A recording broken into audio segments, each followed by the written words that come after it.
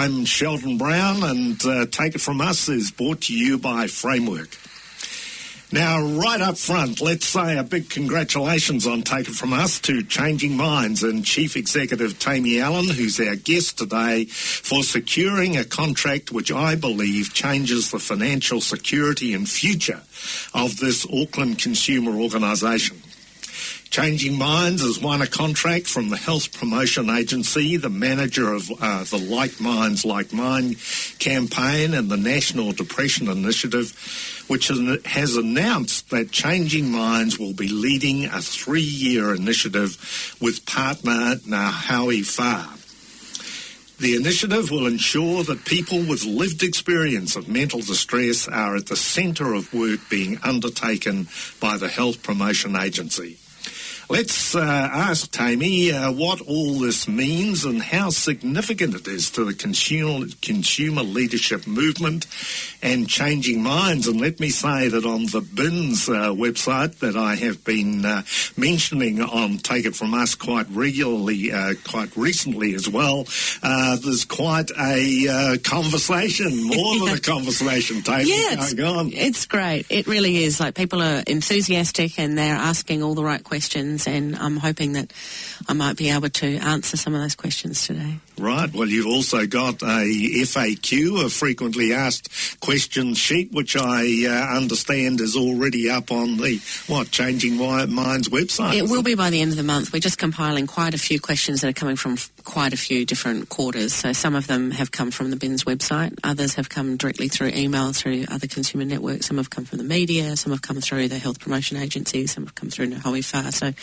we're just compiling all those into some basic themes and answering those questions generally. So, I mean, this is very early days. This was announced only about a week ago. Are you surprised at the amount of communication, the level of interest, the fact that it's become quite... intense comment. It's exciting. It is. It's super exciting. So I guess, I'm surprised and I'm not surprised. I mean, we've all been waiting for something like this to happen for a very long time. So it is very exciting, and I'm really glad that there's lots of conversation about it. And I'm hoping that people will use that conversation to keep us to account, yeah. So it's not only very significant for Changing Minds, but I'm getting the feeling that for the consumer movement, that's where the real significance is, isn't it? I think, Gareth Edwards last week said, this is the most exciting thing to happen in mental health. And I don't think that's... I agree. I think it really is. It's more than the consumer movement. It's about kind of getting that power of contact into society. It's less about consumer movement versus normal people, and more about how we show our faces in society as equals and better than equals. Right. And I think it's really also exciting that this is a combination of Like Minds and National Depression Initiative. So it's about finding and seeking help as well as reducing stigma and discrimination. And I think it's really exciting that for the first time, I think, particularly in New Zealand history, that the funder is working alongside us as true partners in this, as opposed to just handing out a contract and expecting delivery in 3 years. So we are working really hard alongside face-to-face, equal time, equal share, equal financial commitment with the HPA, and I think that's super exciting. Sorry, but when you say equal... Changing Minds is not putting a contribution into this, is it? Well, no, but we're not. It's clear, to be clear, we're not making profit out of it either. I mean, certainly, we've been able to employ more staff, and that's really exciting and really interesting. But yeah, we're sharing responsibility for this contract. So if nothing will go wrong, but if things go wrong, we're sharing that equal responsibility. So you say you're sharing it with HPA, with the Health Promotion Agency, and also with your national partner, Nga Hau E Wha. That's right, and Nga Hau E Wha are our network partners, and I think we probably need to have a bit of a chat about what that means too. But yeah, they have the kind of the national mandate to contact across the country the different consumer networks. So it was really important for us to work with them within their current mandate to make sure that we're reaching the whole of New Zealand, not just the networks and people that we know. And I think that BINS will play a big part in that as well. What does BINS stand for? I keep talking about BINS on Take It From Us, and because I guess I've been posting each week what we're broadcasting on Take It From Us. Do you know what BINS stands for? I don't know, and I can't remember. And I think if you look at the About page, there was a whole lot of things it could stand for, but was also kind of a nod to the old mental health BINS when it started, I think, when people, came out into the community.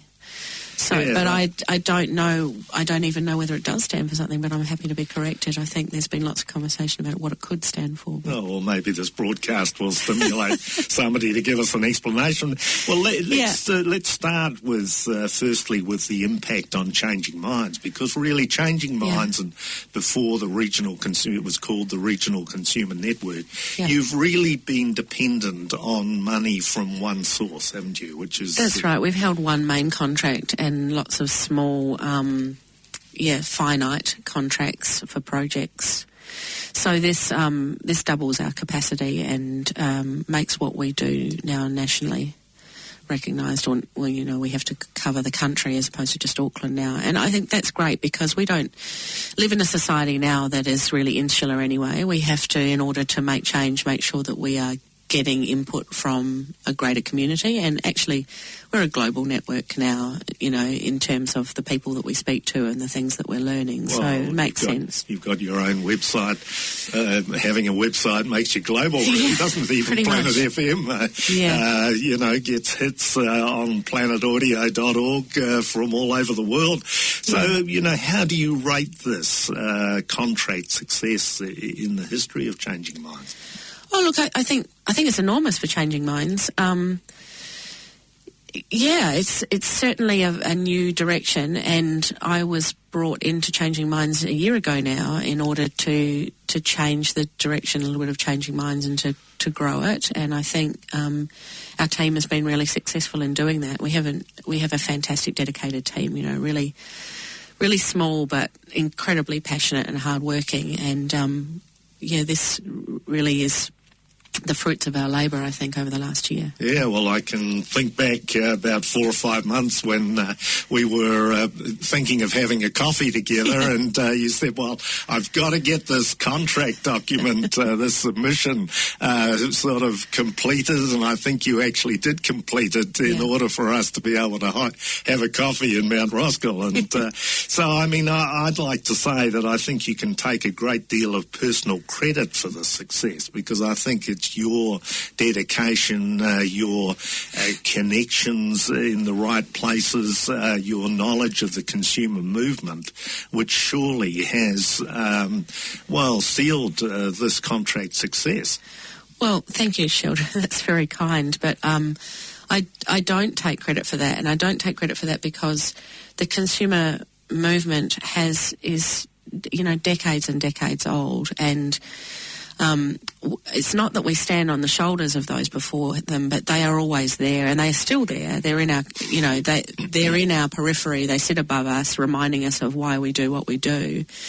And this sort of project can't be done alone and won't be done alone. I think one of the really important questions that happened really towards the end of the contract process was in better words, the HBA asked us as a group, what's the contingency plan if Taimi Allan gets hit by the bus? So we had, and it's not that we hadn't thought of that as a risk, but actually this isn't the Taimi Allan show. This is the next stage of a consumer movement, and we have some amazing projects that we have learnt from. And when I say we, I mean all of us have learnt from in the last, 40 or 50 years of growing this consumer movement. We know what works, we know what doesn't, and it's about combining those things that work and strengthening them with the technology and the resources that we have today. I do have to put a really large credit and thanks out to Gareth Edwards, because I didn't even write the proposal alone. There was a lot of bouncing backwards and forwards between Gareth and I. I'm a very visual person, and I can talk the leg off a horse, but to get my vision down on paper, Gareth's help was really invaluable in terms of making sure that it was, evaluative success. Yeah. Well, we talked to Gareth only very recently, and it made me realise that he's shifted from Raglan down to Golden Bay, and that he does this sort of research work for tertiary institutions. So you tapped into his abilities there, did you? Is he one of the team then? Well, he was, but this is not a priority for him anymore, but he certainly helped us fine-tune what evaluation would look like, what kind of how we can measure such a new and interesting and really significantly different program to anything else. And we'll be, learning from his knowledge. But he isn't the only one too. I mean, we have called in so many different people in order to help us on different parts, and we'll continue to do so. Deb Christensen has been an enormous help and has come on board for the first 3 months of this project to look at the high-level co-design process, how we're going to co-design this with our partners, and then how we're going to reach out into the communities and get some more feedback on what this might look like. Deb is a former manager of the Regional Consumer Network. Right, yes. So, I mean, she's coming back. That's what we said, not standing on the shoulders, but those people are still there, and they have an enormous amount of wisdom. The Mary O'Hagans and Sarah McCookwears, they're still there and have an enormous amount to offer. So you were mentioning, obviously, some of the high-profile, successful ambassadors of lived experience here, aren't you? Yeah, absolutely, because this program is, it's the cool name when we were kind of developing it was the Lived Experience Leadership Initiative, but what we all knew it to be is a champions program, although we didn't want to use that word. Nobody wanted to use that word. So we look to our current champions and we work out, we're trying to work out what is that has created these champions and how can we develop new ones.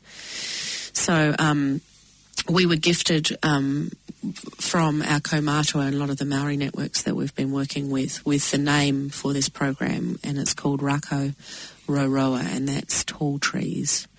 And I think that's a beautiful name because it really has those connotations of strength and resilience and using those networks and branches out into connecting, supporting each other. It ties in with your own branding and the icon of the Changing Minds brand, which is you've got it right in front of you on the table there, which is a tree.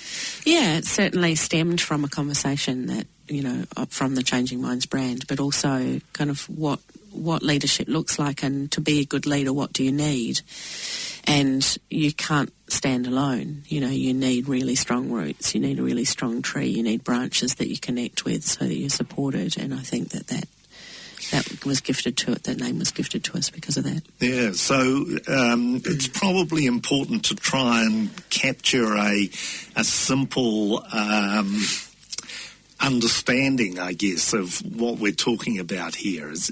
Yeah, so what it is. What it is. Yeah, I think what the hell is it? What is this? Okay, so it's got a main and clear aim, and that is to create and maintain a network of highly confident, competent and capable leaders who are prominent and visible in our local and national communities and earn public respect by being credible, authentic and honest about their mental health struggles and strengths. So that is the aim of the program. But what it looks like, we probably need to talk about what it is and what it isn't. So what it isn't is a media platform. It's not. We're not. Whilst we've learned a lot from programs like the Speakers Bureau and Speak Your Mind and things like that. It isn't another one of those. We're not training people up to be speakers. What instead we're trying to do is harness. It's less about telling your story and more about using your story and your wisdom and your power to change the things that you want to change. And that might look very, very different in every single community. So the easy way to describe it is you come along with your experience. We help you unpack that into what's useful in order to change whatever you want to change. So if that means that you want to do a play, or you want to be a media spokesperson, or you want to write a book, or you want to change your workforce policy and it's about making sure that you've got the right skills and tools to be able to do that. So we're not churning out hundreds and hundreds of cookie cutter things. We want to support people to do the things that we know they're already doing, but do them well, do them with quality, do them in a way that they are supported and mentored with the right people around them to do that really successfully.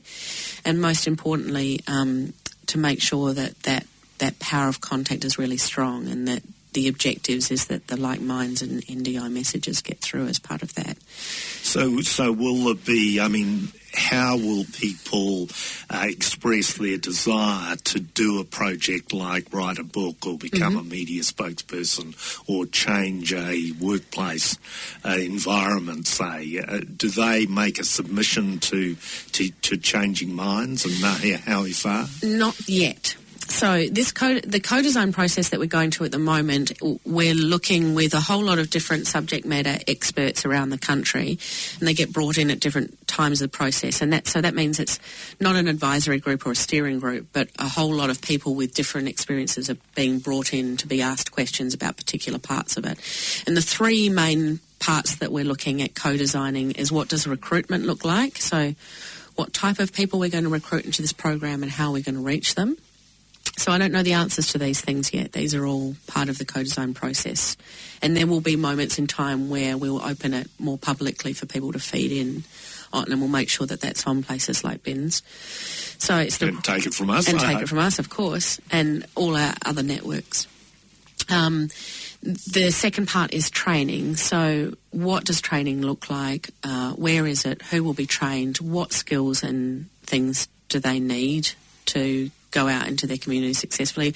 And we are making some assumptions that in most cases people will already have an idea of what they want to do with this training. So they might say, for example, I want to write a script.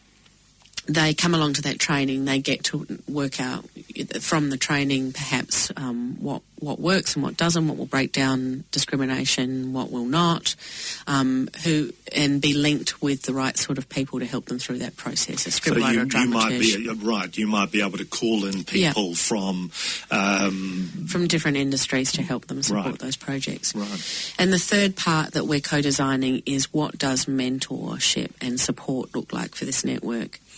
Because we're not just creating a network from people we already know, although they will be what we call the first cohort. We are hopefully creating a network that people in other industries that aren't known in mental health will step forward and say, I'd like to be part of this as well. I'd like to put my hand up and say, I have lived experience and that's of value. So there's a lot of work to be done, but I think the three things that we are really clear that we have to develop, and we're developing through co-design, is that the recruitment, the training, and what does support look like. And in terms of the process, the first year is really exploring ideas, determining some structures and measures, how we're going to measure this thing and that co-design thing. But before the end of the year, we will have what's called a first cohort, and that will be people we already know will be trained as facilitators for the first lot of training, and then those facilitators will go on to be coaches and mentors for the people that they train. And that's a paid position, is it? Yeah, they will be paid for that work.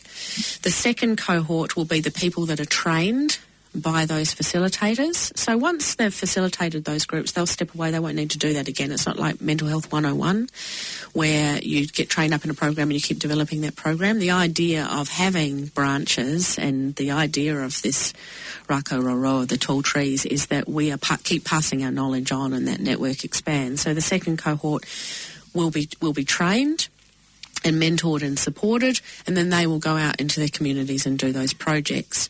And then from the third cohort on, all that training will be online, which means that anyone with lived experience may choose to do the training and then hopefully use that training for their own projects and be allocated or linked up with some mentors either in their region or with mentors that have specific knowledge around the types of projects that they'll be doing. So it's a very, very different project from what we've seen before. And because it's a very different program, and because we're not changing a service or improving a service, the co-design of that program is really, really different too. So we're negotiating a kind of a whole new world on. Talked quite a lot in the first part of the broadcast about co-design. Is that something you can clarify for us, our listeners? Well, I can try. I'm no expert, which is why I'm buying in the expertise. But I think it's a really exciting process in that it means that no one particular organisation or person owns the final vision. And it's an interesting process because in order to win the contract, we had to put forward what our vision was. But then in order to make that happen, we have to make sure that we are going back to the people and designing it with them as opposed to for them. So it's very different from a consultative process. And the co-design that we're going through is modelled on the Waitemata Health Services co-design process, but actually because it's not service improvement, we're having to borrow things from all over the world and have had to adapt that model quite a lot in order to... The basic thing though, Taimi, is that it's going down to the grassroots level, isn't Absolutely. it? It's It's seeking grassroots opinion. Yes, yeah. But more than opinion, it's about what things look like. So we're going through kind of a three-stage workshop type co-design process. The three workshops, we did one last week in Wellington. The three workshops are about bringing together the SMEs, the subject matter experts, on a particular part of the co-design process and discussing what things might look like, but building on it. So it's I really loved the workshop, and Deb and Nisha, our new program coordinator, ran the workshop really successfully. It was about kind of looking at ideas, brainstorming, but then instead of the old workshop thing where you stand up the front and you present your idea and say, this is what our group came up with, actually you walk around to the other groups and you build on their ideas. So much more information came out that way, and we were able, the group was able to identify the other people that we needed to speak to, the other groups that we needed to consult with, the other programs that we should be looking into. And so Nisha and Deb will then go back. They'll consolidate all that information that came from the workshop, and then they do what's called a diverge. So they put all that information out to the network, and that will be public, and we're going to create a web page for all that information so people can tap in at any stage. It's really important for us to be really transparent about this, so that at any stage people can say where we're up to and give us some feedback on it. So when that information diverges out to the community can feedback on it, and then we go back into kind of this converge space where we distill all that information, and we work into our second workshop. We'll be designing what is the recruitment program, what does the training look like, what's going to go into the training, and what is the support. It sounds very sort of collaborative, doesn't it? It's super, super collaborative and really, really exciting.